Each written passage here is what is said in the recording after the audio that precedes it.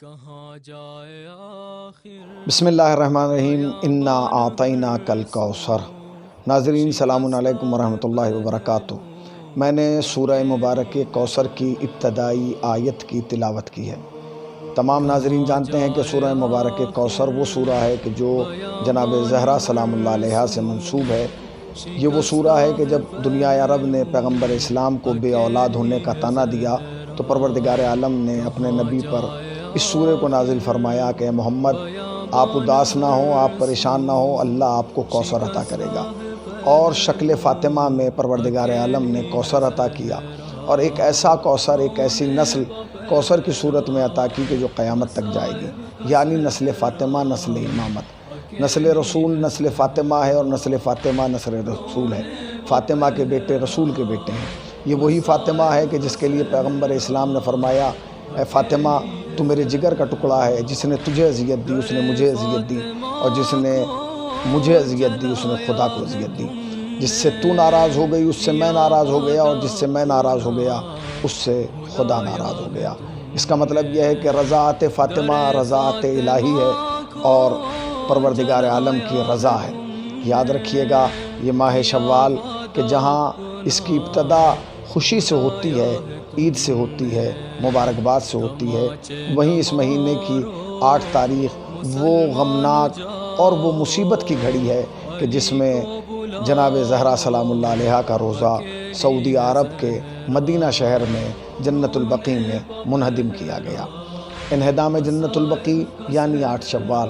جنت البقیع آپ جانتے ہیں مدینہ کا وہ قدیم قبرستان ہے کہ جس میں اصحاب رسول بھی موجود ہیں، ازواج رسول بھی موجود ہیں، اور اولاد رسول بھی موجود ہے۔ اس قبرستان سے تشیع کی عقیدت زیادہ ہے۔ کیوں؟ اس لیے کہ اس کے اندر ہمارے 5 معصومین کی قبر ہے۔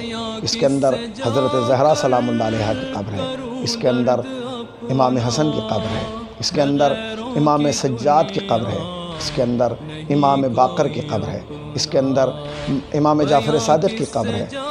وہ امام جعفر صادق جن سے ہماری فقہ منسوب ہے، جسے ہم فقہ جعفریہ کہتے ہیں۔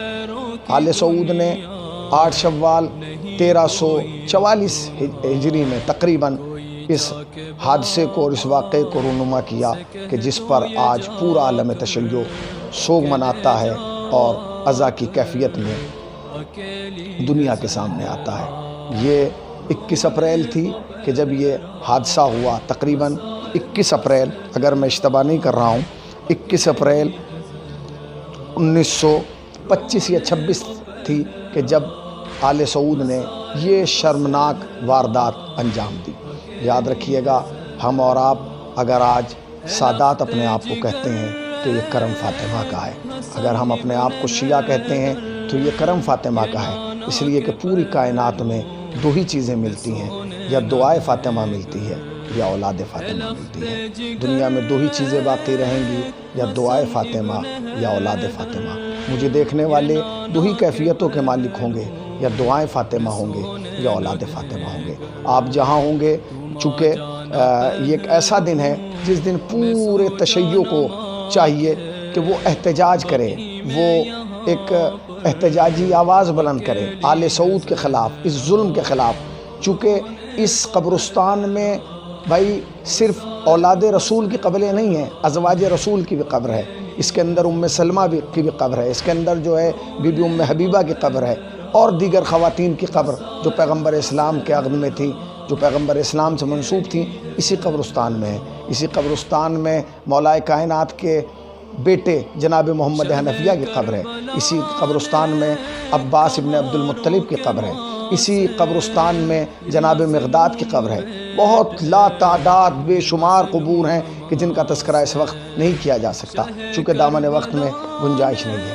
ہم لوگ کئی برس سے اپنے شہر مظفر نگر میں اس روز ایک احتجاجی پروگرام کرتے تھے، اور بہت ہی کامیاب پروگرام تھا، جس میں علماء کثیر تعداد میں تشریف لاتے تھے، عوام کثیر تعداد میں تشریف لاتی تھی، اور آل سعود کے خلاف ایک مکمل طریقے سے صدائے احتجاج بلند کی جاتی تھی۔